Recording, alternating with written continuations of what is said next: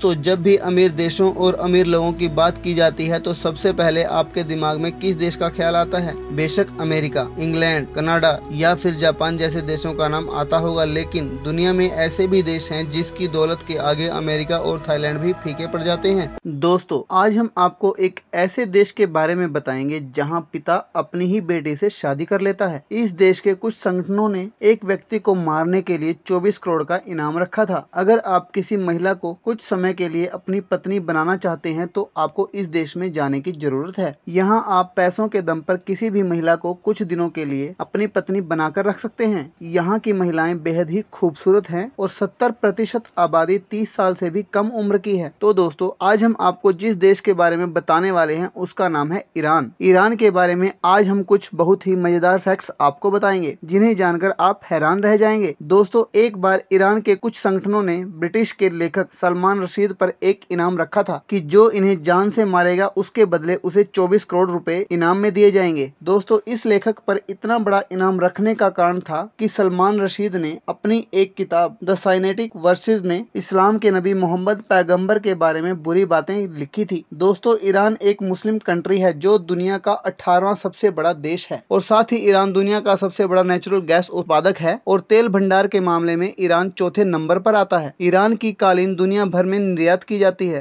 दोस्तों, दुनिया में जितना भी तेल पाया जाता है उसका 10% अकेले ईरान के पास है। ईरान का आधिकारिक नाम इस्लामिक रिपब्लिक ऑफ ईरान है। दोस्तों, 1935 से पहले ईरान को पर्सियों के नाम से जाना जाता था और पर्सिया को दुनिया की सबसे पुरानी सभ्यताओं में से एक माना जाता रहा है। दोस्तों, पर्शियन भाषा में ईरान शब्द का अर्थ होता है आर्यों की भूमि। ईरान में सैटेलाइट टीवी पर बैन लगा हुआ है। इतना ही नहीं, यहाँ पर अमेरिका और यूरोपियन देशों की मूवीज और सीरियल्स पर भी बैन लगा हुआ है। पर यहाँ के लोग अमेरिका की फिल्मों के इतने बड़े शौकीन होते हैं कि कुछ समय पहले यहाँ पर अमेरिकी मूवीज की डीवीडी ब्लैक में बेची जाती थी। साल 1989 से पहले ईरान के लोग काफी मॉडर्न थे और अंग्रेजों की तरह जिंदगी गुजारते थे, लेकिन साल 1989 में ईरान में एक इस्लामिक क्रांति आई और फिर ईरान में एक सख्त इस्लामिक कानून लागू कर दिया गया। दोस्तों, ईरान की संस्कृति के मुताबिक यहाँ पर कोई भी मर्द किसी भी महिला से कुछ दिन, कुछ हफ्ते या कुछ घंटों के लिए शादी कर सकता है और इस रिवाज को ईरान में सिया नाम से जाना जाता है। ईरान में अगर किसी लड़की के साथ छेड़छाड़ या फिर कुछ गलत होता है तो यहाँ पर अपराधी के बदले लड़की की माँ को जिम्मेदार माना जाता है, क्योंकि ईरान के ज्यादातर लोगों का ये मानना है कि अगर लड़की की माँ ने लड़की को संभाल कर रखा होता तो ऐसी कोई भी नौबत नहीं आती। ईरान के लोगों की ऐसी सोच ही इसे दूसरे देशों से बिल्कुल अलग बनाती है। दोस्तों, ईरान एक मुस्लिम कंट्री है पर फिर भी यहाँ पर प्रति वर्ष 8000 करोड़ लीटर शराब की खपत होती है। हालांकि यहाँ पर आधिकारिक रूप से शराब पर प्रतिबंध लगा हुआ है। दोस्तों, आपको जानकर हैरानी होगी कि साल 2013 में ईरान के संसद में एक कानून पास किया गया था जिसमें एक पिता गोद ली हुई या अपनी सौतेली बेटी से शादी कर सकता है। हाँ, पर लड़की कम से कम 13 वर्ष की तो होनी ही चाहिए और इसका कारण यह है कि ईरान में लड़की की शादी करने की उम्र 13 साल रखी गई है। मतलब 13 साल की बच्ची यहाँ पर बालिग मानी जाती है और 15 साल का लड़का बालिग होता है। दोस्तों, ईरान की राजधानी तेहरान है और ईरान की सीमा 7 देशों से लगती है। दोस्तों, ईरान में लगभग 95% लोग शिया मुस्लिम हैं, जबकि 5% से भी कम लोग सुन्नी मुसलमान हैं। बेटी से विवाह करना, 1 घंटे के लिए शादी, ये सारी चीजें सिर्फ शिया मुस्लिम मानते हैं। दोस्तों, ईरान में लोग खाना डाइनिंग टेबल पर नहीं बल्कि फर्श पर बैठकर खाते हैं। साथ ही ईरानी लोगों का यह भी मानना है कि दही एक जादुई खाना है और इसे खाने से उम्र बढ़ती है। यहाँ के लोगों का यह मानना है कि रात को जल्दी सो जाना चाहिए। जो लोग देर रात तक जगते हैं वह कम उम्र तक जीवित रह पाते हैं, इसलिए ईरान में रात 11 बजे के बाद बिल्कुल इंसान दिखाई देना बंद हो जाते हैं। दोस्तों, ईरान में 15 वर्ष की आयु के लोग वोटिंग कर सकते हैं। अगर ईरान में कोई लड़का लड़की को छेड़ता है या बलात्कार करता है तो वहाँ की पुलिस उस लड़के पर दबाव बनाती है कि वो पीड़ित लड़की से शादी करे। वो बात अलग है कि शादी के